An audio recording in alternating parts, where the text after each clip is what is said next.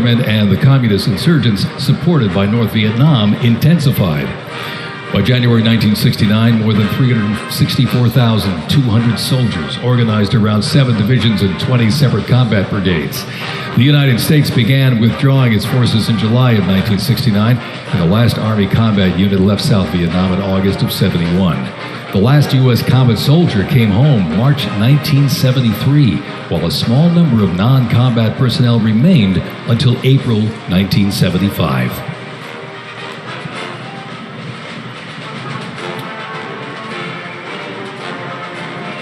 Representing the Vietnam War era is the 101st Airborne Division based out of Fort Campbell, Kentucky.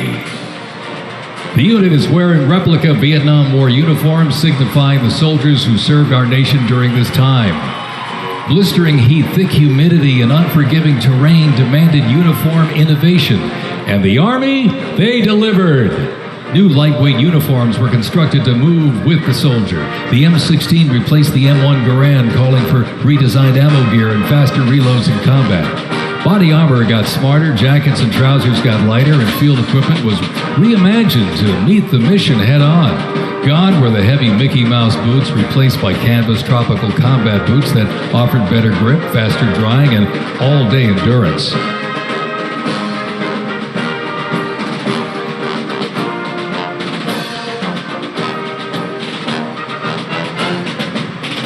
Special thanks to our sponsor, Oracle.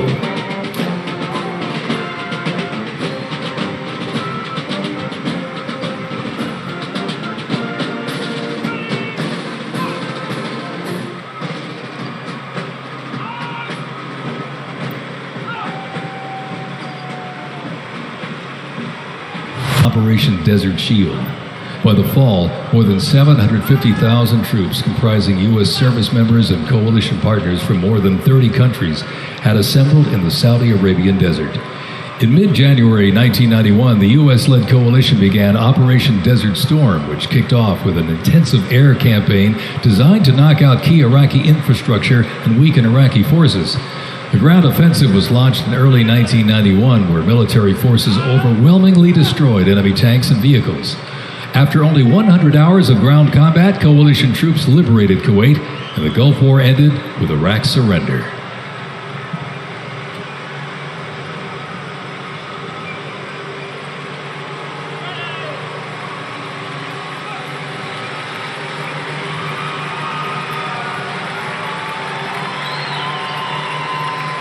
From Fort Riley, Kansas, this is the 1st Infantry Division, one of the Army's most storied divisions. Nicknamed the Big Red One because of the distinctive red on their unit patch. As the oldest continuously serving division in the U.S. Army, the unit has participated in every major operation since World War I, living up to its motto, no mission too difficult, no sacrifice too great, duty first. The 1st Infantry Division was originally established as the 1st Expeditionary Division in 1917 and spearheaded the American Expeditionary Forces in France during World War I. In World War II, Fighting First stormed Omaha Beach on D-Day and liberated Nazi concentration camps. The highly decorated unit has had 37 members of the Big Red One awarded the Medal of Honor. In Washington, D.C., the 1st Division Monument stands in President's Park, memorializing those who died while serving in the 1st Infantry Division. Ladies and gentlemen, they are the Big Red One, the 1st Infantry Division.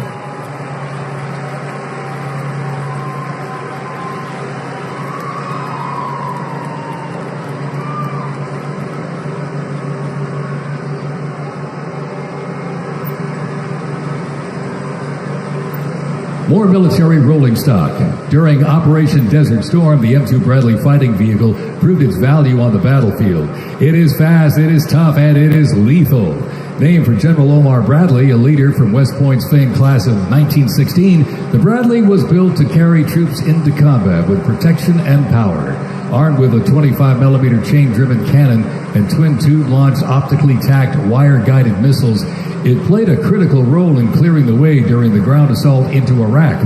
While the Paladin looks and sounds like a tank, it is technically a self-propelled howitzer and was first introduced back in the 1960s. Over the years, it's been upgraded to perform in versatile battlefields from Vietnam to the Soviet Union to Iraq.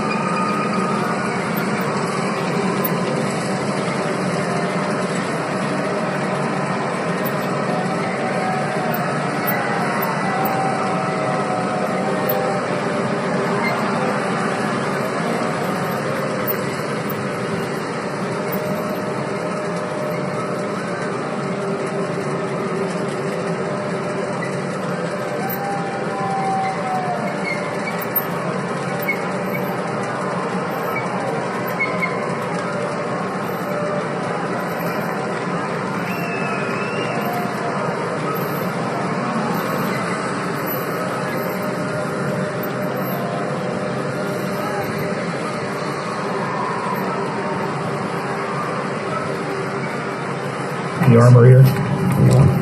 Sure. Let me know when it's... Gulf War now being celebrated on Constitution Avenue, along with all the armor that helped play such a key role in that essentially 100-hour battle. Talk to me a little bit about the 73 East Indies War, because that was led by a young captain, then H.R. McMaster, and they were vastly outnumbered by Iraqi tanks and managed to just outmaneuver. You're right. It's one of the fastest wars. First used 1991, Operation Desert Storm, as you mentioned. It was fast, reliable, lethal, but most importantly, it was survivable. The Bradley tank is operated, by four, as a four-man crew right now, and is renowned for its 120 millimeter cannon. It also has a 50 caliber machine gun that's mounted, as well as a 240 millimeter machine gun that just causes havoc anywhere it goes. And I've had the pleasure of actually sitting inside of one and actually firing on the range, because one of my combat brigades had one, and then I tell you, it's a phenomenal sight to actually see them going down the street right now. What does it feel like inside?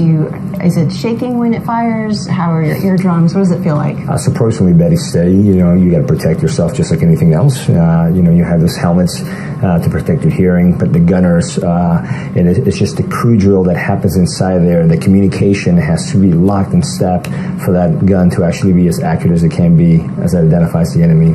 It is great. And then we've also seen a lot of towed artillery, notably howitzers of different types. And I was just wondering if we could talk just briefly about, what makes a system a howitzer? What is towed artillery? So we saw a couple different artillery pieces. The first one we saw was the Paladin. It looked like a tank. It sounds like a tank. It has the armor of a tank, but it's not quite a tank. It's a Paladin. It shoots 155 rounds. Equivalent to that is actually towed is the 777s. We haven't seen them yet, but we have seen the 105s, and those are towed by Humvees, as you saw. You'll see them all over combat brigades. They're the fastest way to get indirect fire to support your troops on the ground.